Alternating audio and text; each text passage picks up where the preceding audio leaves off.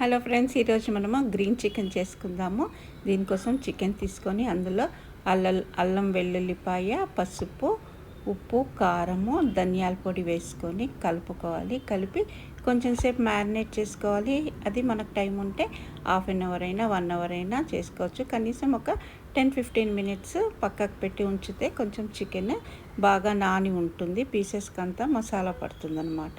అందుకనే మ్యారినేట్ చేసుకోవాలి. 1 అవర్ అయితే ఇంకా బాగుంటుంది, చాలా టెండర్గా వస్తుంది చికెన్. అందుకనే మ్యారినేట్ చేసుకోవాలి అని చెప్తారు.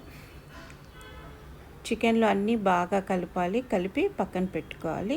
తర్వాత ఇప్పుడు మనము ఒక మిక్సీ జార్ తీసుకొని అందులో నేను ఒక టమాటా తీసుకున్నాను. మీరు చికెన్ ఎక్కువైతే 2 కూడా తీసుకోవచ్చు. ఒక టమాటా తీసుకున్నాను, పచ్చిమిర్చి తీసుకున్నాను.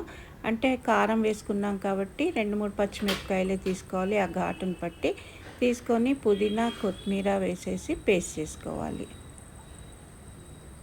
తర్వాత కళాయి పెట్టి నూనె పోసుకొని మసాలాలు వేసుకొని ఉల్లిపాయ వేసుకొని బాగా వేగాలి. వేగినాక అల్లం వెల్లుల్లి పేస్ట్ కూడా వేసి కొంచెము బాగా వేయించుకోవాలి. అప్పుడు అది మంచి వాసన వస్తుందన్నమాట మనకి. తర్వాత చికెన్ వేసుకొని చికెన్ని నూనె అంతా దానికి పట్టేలాగా చికెన్ని బాగా కలుపుకోవాలి. అప్పుడే నూనె అంతా చికెన్ పీసెస్ కంటే అది చికెన్ నూనెలో ఉడుకుతుంది. అప్పుడే చికెన్లో ఉన్న నీచు వాసన పోతుంది మనకి. ఫస్టే మనం పేస్ట్ వేసుకుంటే కనుక చికెన్లో ఆ స్మెల్ అలానే ఉంటుంది.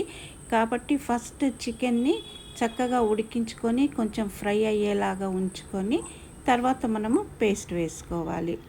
చూడండి, చికెన్ అయిపోయాక నేను పేస్ట్ వేసాను. పేస్ట్ వేసి బాగా కలుపుకోవాలి. చికెన్ అన్ని ముక్కలకు పట్టేలాగా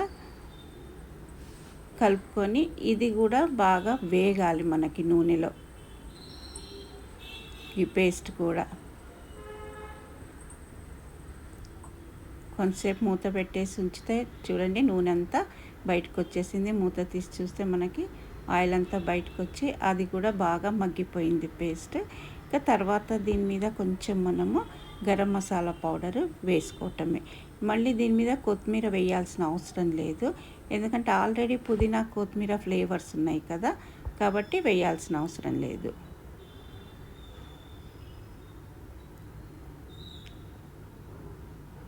చికెన్ని బాగా ఫ్రై కావాలంటే బాగా ఫ్రై లాగా చేసుకోండి, లేకుంటే కొంచెం అలా మీడియంగా కావాలంటే అలానే ఉంచుకోండి.